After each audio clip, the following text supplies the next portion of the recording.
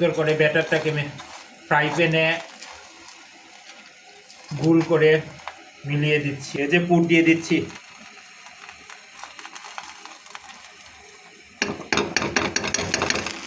আমি না, কিন্তু আমার অর্ধাঙ্গিনী বানাচ্ছে।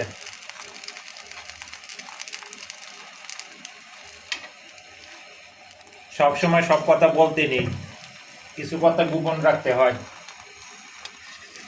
এই যে এক পাশটা উল্টে দিচ্ছি, দেখেন কি সুন্দর হয়ে গেছে পাটিসাপটা, শীতের পিঠা।